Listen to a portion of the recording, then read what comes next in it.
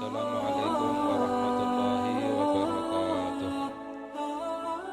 Bismillahirrahmanirrahim. Alhamdulillahi rabbil alamin. Wassalatu wassalam ala sayyidina Muhammad miftahi babi rahmatillah adada ma fi ilmillah salatan wa salaman daimaini bidawami mulkillah wa ala alihi wa sahbihi wa man walah.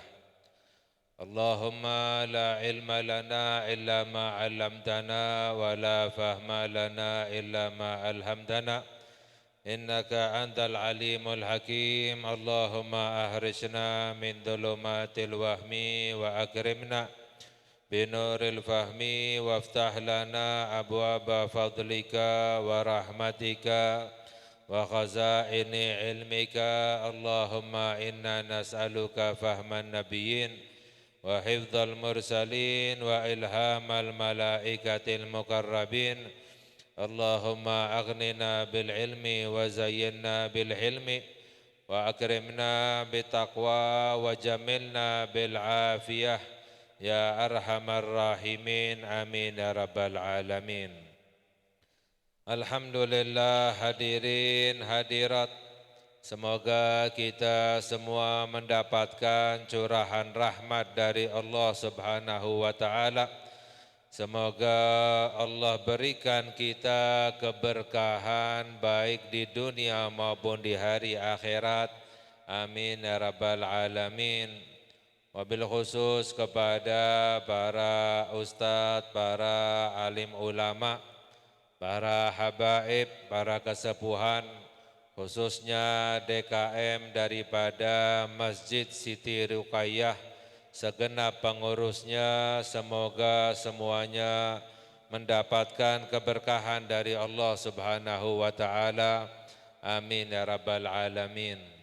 Alhamdulillah, kita bersyukur kepada Allah, pada malam ini kita berkumpul bersama untuk bersama-sama kita berzikir menyebut nama Allah Subhanahu wa taala, untuk kita bersama-sama bersalawat kepada Nabi kita Nabi Muhammad sallallahu alaihi wasallam.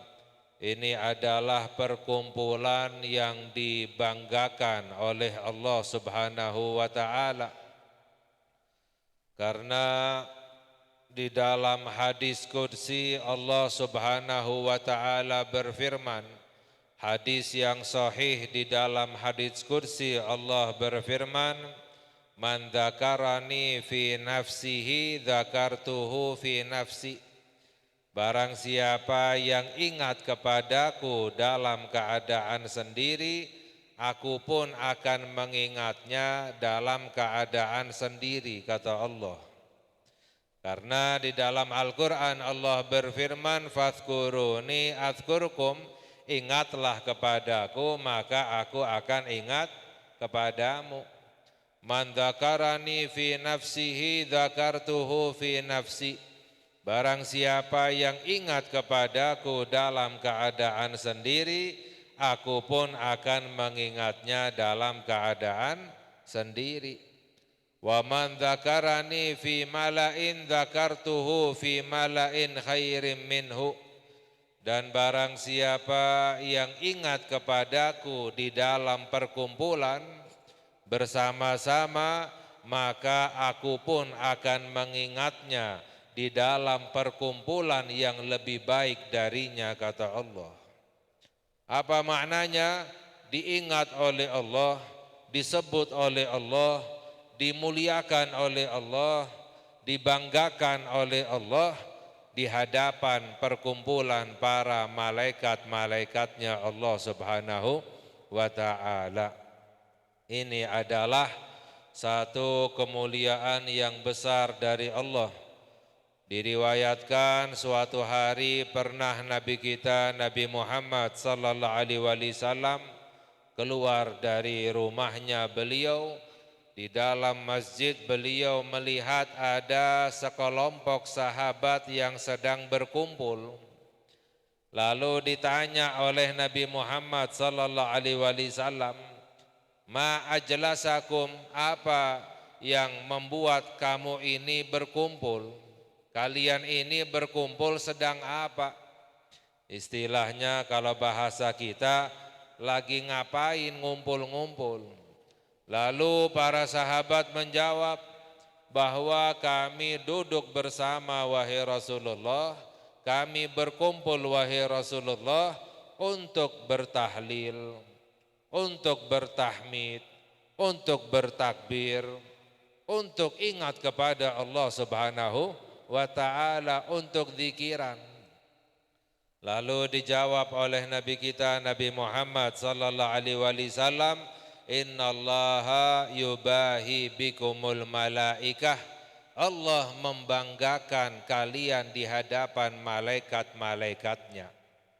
Dibanggakan oleh Allah di hadapan para malaikatnya. Allah orang yang berkumpul untuk berzikir menyebut nama Allah Subhanahu wa ta'ala. Apa maknanya disebut oleh Allah di hadapan para malaikat, dibanggakan oleh Allah? Allah akan berkata, wahai para malaikat, saksikanlah hambaku fulan berkumpul bersama untuk berzikir menyebut namaku. Dibanggakan oleh Allah Subhanahu wa ta'ala di hadapan para malaikat. Tentu saja hamba yang dibanggakan oleh Allah akan menjadi hamba yang dicinta oleh Allah. Hamba yang dicinta oleh Allah tidak akan disiksa oleh Allah Subhanahu wa ta'ala. Semoga Allah jadikan kita hamba-hamba yang dicinta oleh Allah. Amin ya rabbal alamin.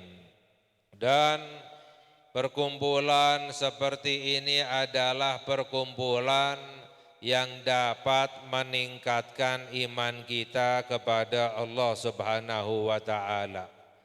Sebab iman itu bisa naik dan bisa turun. Iman orang itu bisa naik dan bisa turun.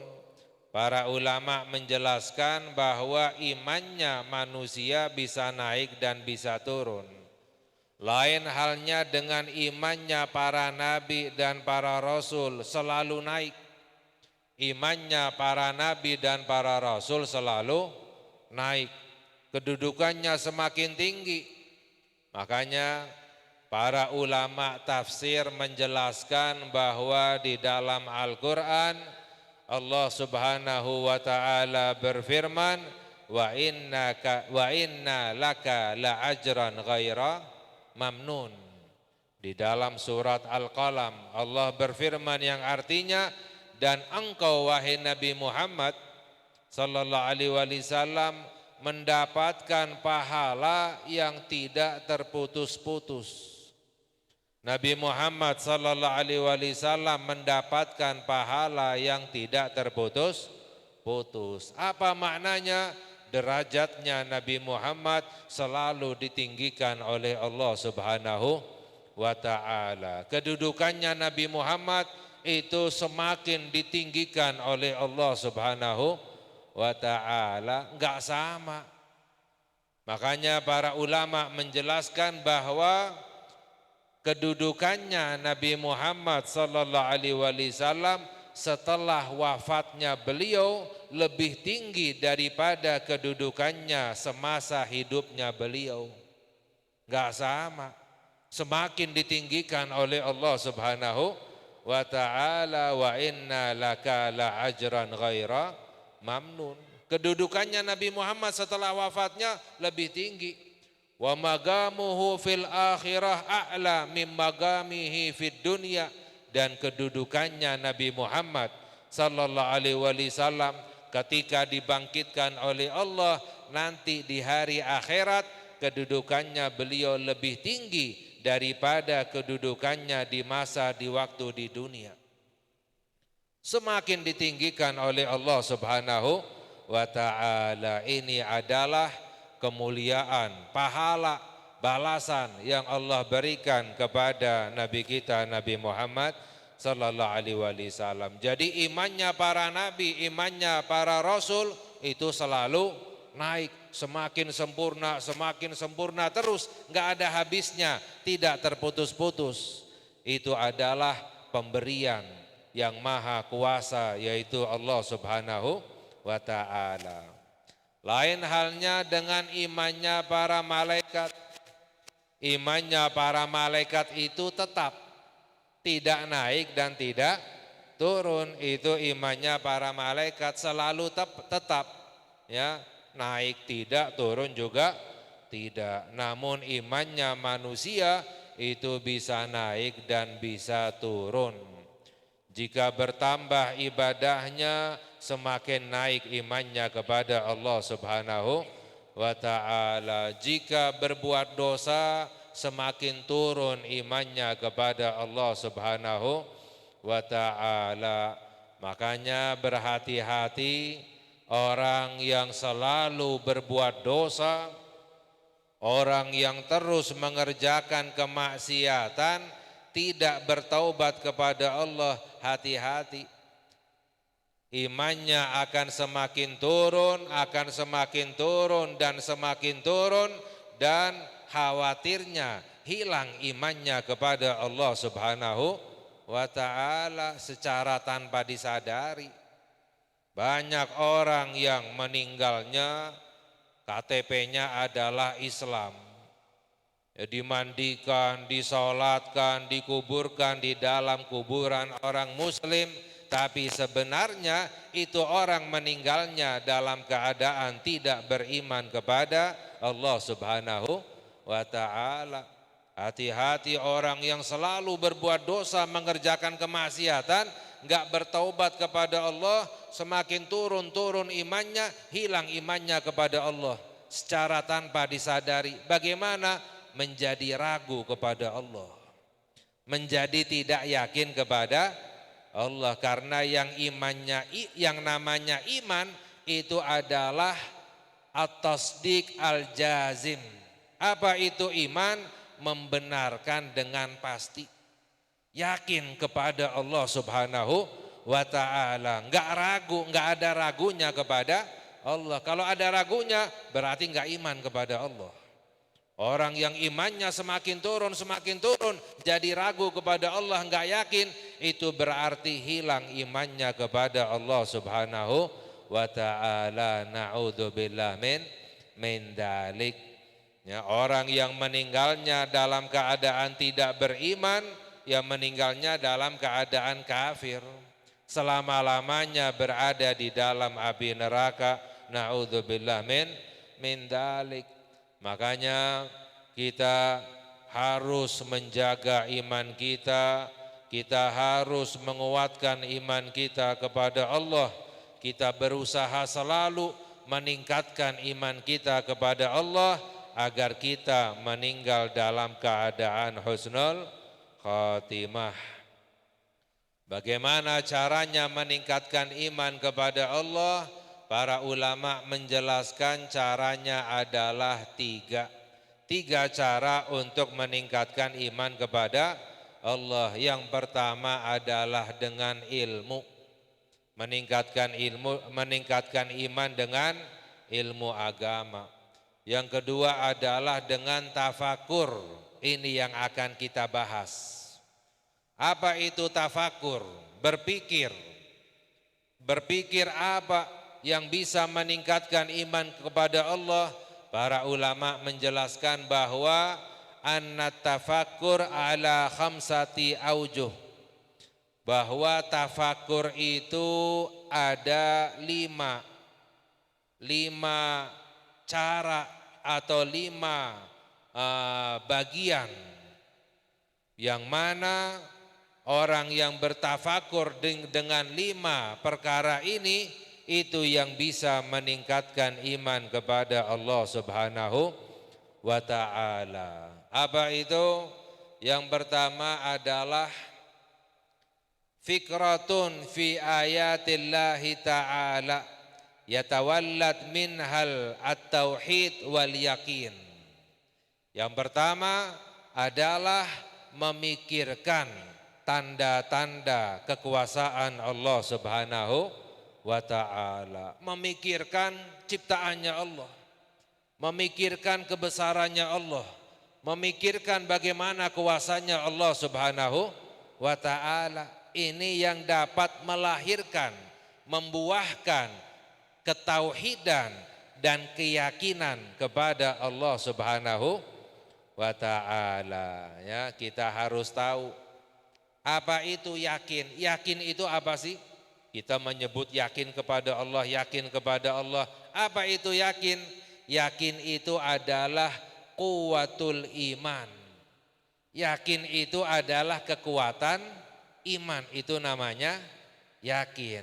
Orang yang yakin itu yang namanya orang yang tumakninah. Apa itu tumakninah? Kalau secara bahasa tumakninah itu tenang. Artinya tenang, tapi di dalam syariat tumakninah itu apa? Yakin. Ya. Kekuatan iman kepada Allah itu namanya tumakninah. Di dalam Al-Qur'an Allah berfirman menceritakan Nabi Ibrahim alaihissalam. Wa idz qala Ibrahimu Rabbi arini kaifa tuhyil mauta. Nabi Ibrahim meminta kepada Allah, ya Allah wahai Tuhanku, tunjukkan kepadaku bagaimana engkau menghidupkan yang mati.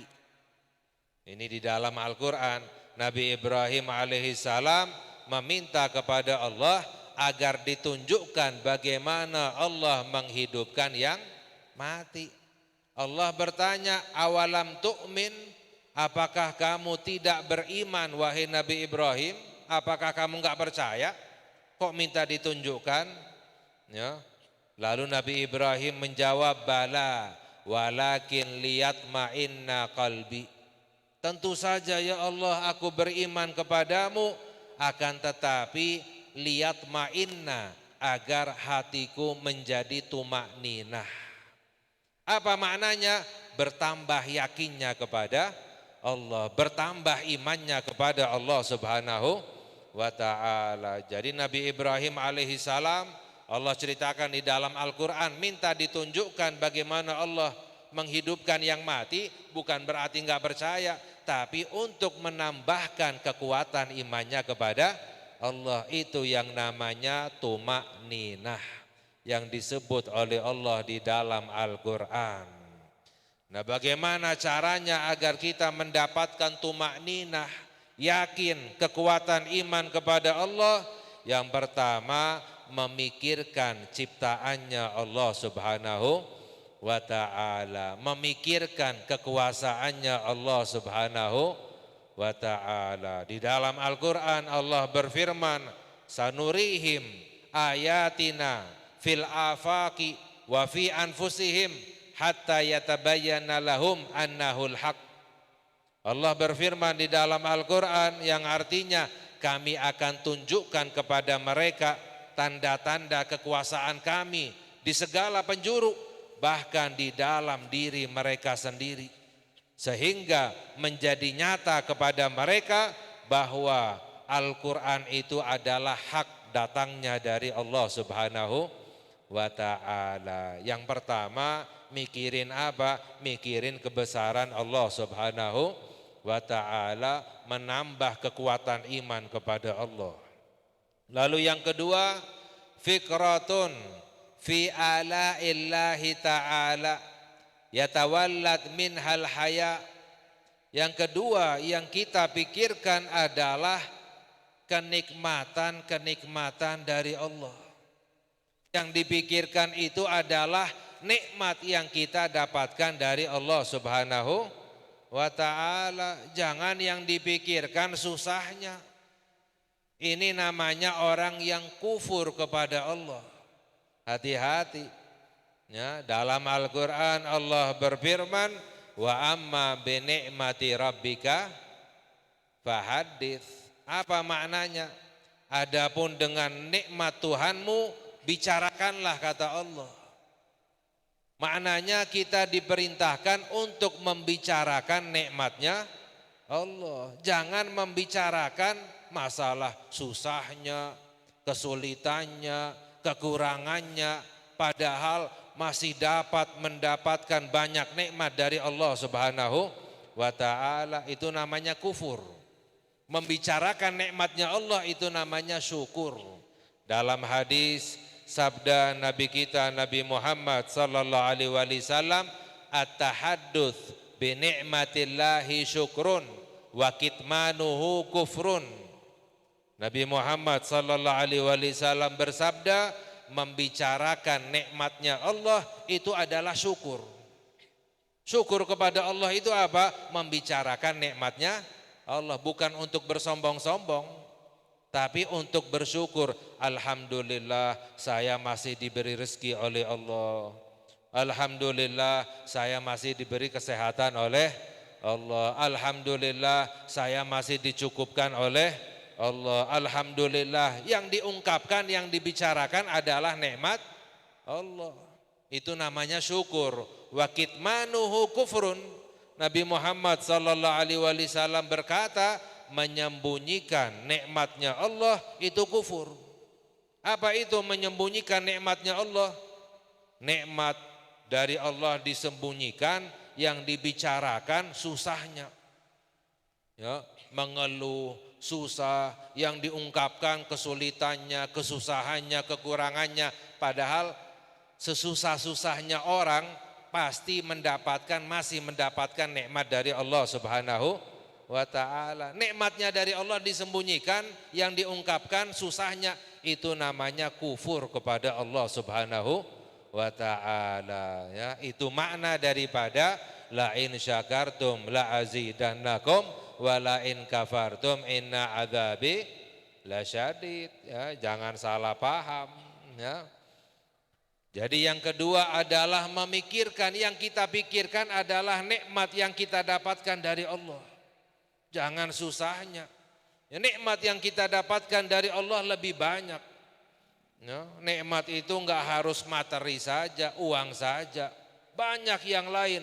Bahkan Allah berfirman, wa in ta'uddu ni'matallahi la tuhsuha. Jika kamu ingin menghitung satu saja nikmat dari Allah, tidak sanggup kamu untuk menghitungnya. Baru satu nikmat dari Allah Subhanahu wa ta'ala.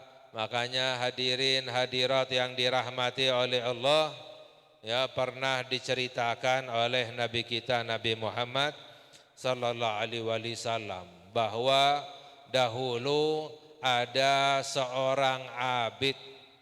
Ada seorang abid. Apa itu abid? Orang yang habis umurnya untuk ibadah kepada Allah Subhanahu wa ta'ala. Beriman, ini orang abid dari Bani Israel. Ada seorang abid dari Bani Israel yang menyendiri di satu pulau yang kecil, enggak ada orang kecuali ini orang abid. Ini orang abid menyendiri di satu pulau, ibadah kepada Allah di atas batu selama 500 tahun. Orang-orang dulu umurnya panjang-panjang ratusan tahun. Ini abid ibadah di atas batu kepada Allah selama 500 tahun. Sampai-sampai batunya itu sampai cekung. Batunya itu batu sampai cekung karena apa? Banyaknya sujudnya kepada Allah Subhanahu wa ta'ala. Luar biasa ini abid. Selama 500 tahun ibadah kepada Allah, lalu abid ini memohon kepada Allah, ya Allah, ketika engkau akan mencabut nyawaku, jadikanlah aku meninggal dalam keadaan sujud kepadamu, ya Allah. Dikabulkan oleh Allah. Udah ibadah selama 500 tahun, gak pernah mengerjakan dosa, ibadah selama 500 tahun, meninggalnya dalam keadaan sujud kepada Allah Subhanahu wa ta'ala. Ya, dikabarkan oleh Nabi kita Nabi Muhammad sallallahu alaihi wasallam, nanti di akhirat Allah akan berkata kepada abid tersebut, wahai hambaku, kata Allah, masuklah kamu ke dalam surga dengan rahmatku. Abid ini protes, keberatan, dan berkata, ya Allah, mengapa aku masuk ke dalam surga dengan rahmat-Mu? Aku ingin masuk ke dalam surga dengan amalanku. Istilahnya karena ibadahnya banyak, ingin masuk ke dalam surga dengan usahanya. Ibadahnya yang selama 500 tahun, itu ibadahnya selama 500 tahun, semuanya diterima oleh Allah Subhanahu wa ta'ala. Ya. Aku ingin masuk ke dalam surga dengan amalanku ya Allah. Akhirnya bukan dengan rahmatnya Allah, tapi dengan amalannya. Akhirnya Allah perintahkan, kalau memang kamu ingin masuk ke dalam surga dengan amalanmu, maka aku perintahkan malaikat untuk menghitung amalan-amalanmu. Ya, para malaikat menghitung amalan-amalannya selama 500 tahun. Ketika dihitung amalannya selama 500 tahun, meninggalnya dalam keadaan sujud kepada Allah, ternyata semua ibadahnya itu belum bisa membalas nikmatnya Allah Subhanahu wa ta'ala. Baru nikmat mata. Nikmat mata belum bisa dibalas dengan ibadah selama 500 tahun ya. Allah berkata, kalau kamu ingin masuk ke dalam surga dengan amalanmu, amalanmu belum cukup, tidak sebanding dengan nikmat yang aku berikan kepadamu. Baru nikmat mata. Akhirnya hamba itu menyesal, minta ampun kepada Allah. Akhirnya diampuni oleh Allah, dimasukkan ke dalam surga dengan rahmatnya Allah Subhanahu wa ta'ala. Apalagi ibadahnya kita. Ibadahnya kita sedikit, belum tentu diterima oleh Allah Subhanahu wa ta'ala. Bahkan ibadahnya kita terkadang kemaksiatan. Ibadahnya kita itu maksiat. Orang ibadah niatnya ria, orang ibadah niatnya sombong, orang ibadah ujub dan lain sebagainya. Itu berbuat maksiat, bukan ibadah. Bukannya dapat pahala, justru dapat dosa ya. Bayangkan bagaimana besarnya nikmatnya Allah yang Allah berikan kepada kita. Makanya ketika kita ibadah, jangan diniatkan untuk masuk ke dalam surga. Kita ibadah jangan diniatkan untuk masuk ke dalam surga. Malu kita kepada Allah. Seberapa besar sih ibadahnya kita? Udah sedikit, enggak benar ya, ibadahnya tidak sesuai, tidak diterima oleh Allah, tidak ikhlas. Jangan kita ibadah diniatkan untuk masuk ke dalam surga, jangan.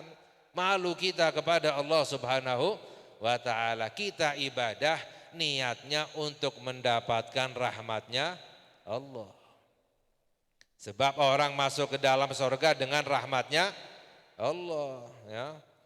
Dalam hadis sabda Nabi kita Nabi Muhammad sallallahu alaihi wasallam, la yadkhula ahadukumul jannata bi amalihi. Nabi Muhammad sallallahu alaihi wasallam bersabda, tidak ada seorang pun yang masuk ke dalam surga dengan amalannya. Semua orang masuk ke dalam surga dengan rahmatnya Allah. Enggak ada satupun orang yang masuk ke dalam surga dengan amalannya. Bahkan para sahabat bertanya, wala anta ya Rasulullah, walaupun engkau wahai Rasulullah. Nabi Muhammad sallallahu alaihi wasallam menjawab, wala ana, bahkan walaupun aku sekalipun, illa ayataghammadani Allahu birahmatihi, hanya saja Allah mencurahkan rahmatnya kepadaku. Kata Nabi Muhammad sallallahu alaihi wasallam. Jadi orang masuk ke dalam surga dengan rahmatnya Allah, tapi harus ibadah. Mengapa? Karena Allah berfirman, inna rahmatallahi qaribum minal muhsinin. Rahmatnya Allah itu dekat dengan orang-orang yang beribadah, berbuat baik. Jadi kita ibadah diniatkan untuk mencari rahmatnya Allah Subhanahu wa ta'ala. Makanya yang kita pikirkan yang kedua adalah nikmatnya Allah. Yatawallad minhal mahabbah. Orang yang selalu yang memikirkan, yang dipikirkan adalah nikmatnya Allah, yang dipikirkan berapa banyak nikmat yang Allah berikan kepadaku. Ya, banyak dosanya, sedikit ibadahnya, tapi masih diberi banyak nikmat oleh Allah.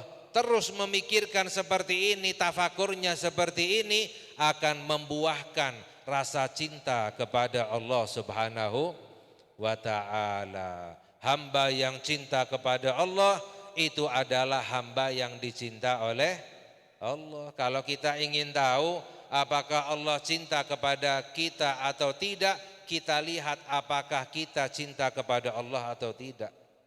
Kalau ingin tahu satu orang hamba dicinta oleh Allah atau tidak, lihat apakah ini orang cinta kepada Allah atau tidak. Tanda Allah cinta kepada hamba, hamba itu cinta kepada Allah Subhanahu wa ta'ala. Makanya Al-Imam Al-Ghazali radhiyallahu ta'ala anhu, beliau menjelaskan bahwa tujuan kemuliaan hidup yang tertinggi adalah cinta Allah.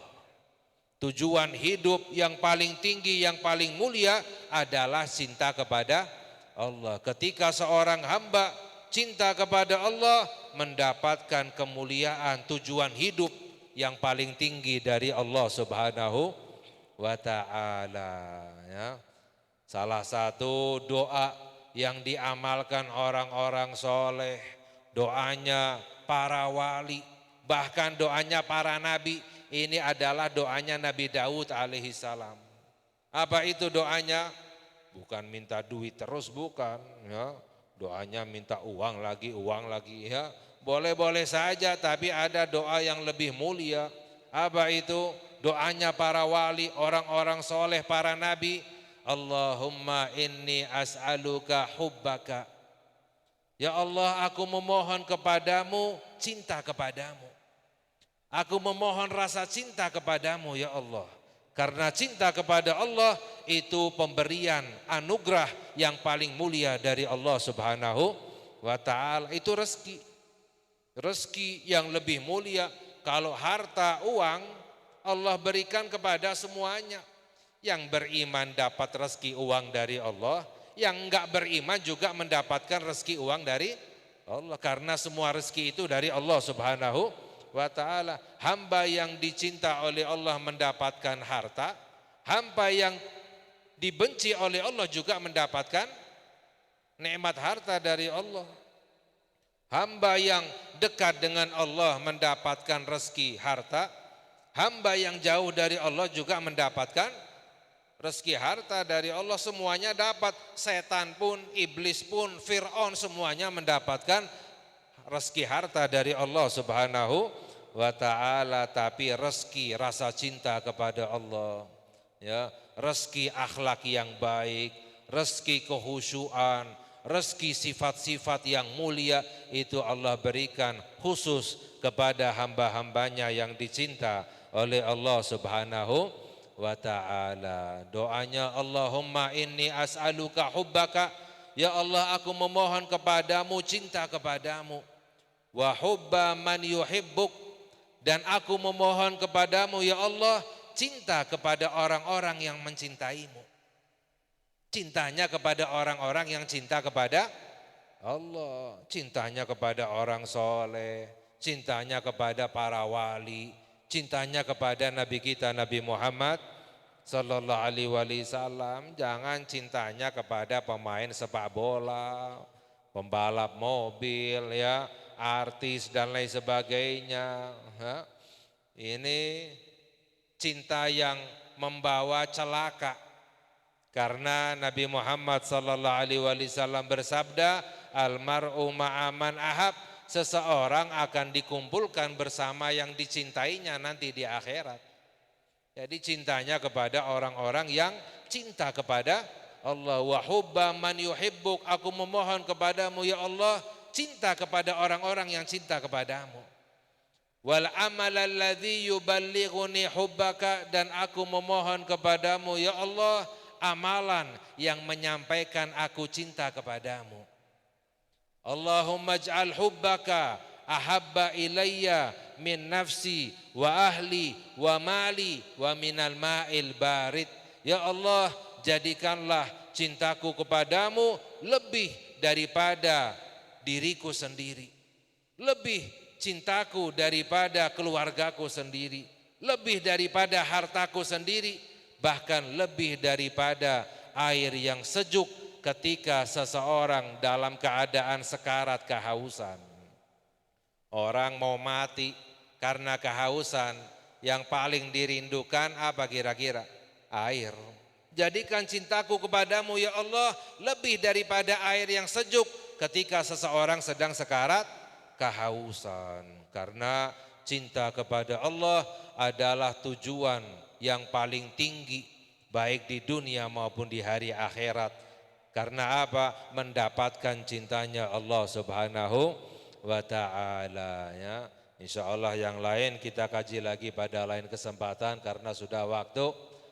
Ya, semoga Allah memberikan ya kemuliaan kepada kita, Allah memberikan anugerah kepada kita rasa cinta kepada Allah lebih dari segala-galanya, rasa cinta kepada Nabi kita Nabi Muhammad sallallahu alaihi wasallam lebih dari segala-galanya. Semoga Allah ampuni dosa-dosa kita, Allah kabulkan hajat-hajat kita, Allah selamatkan kita dunia dan akhirat. Amin ya rabbal alamin. Wa sallallahu ala sayyidina Muhammad wa ala alihi wa sahbihi wa sallam. Walhamdulillahi rabbil alamin. Wassalamualaikum warahmatullahi wabarakatuh.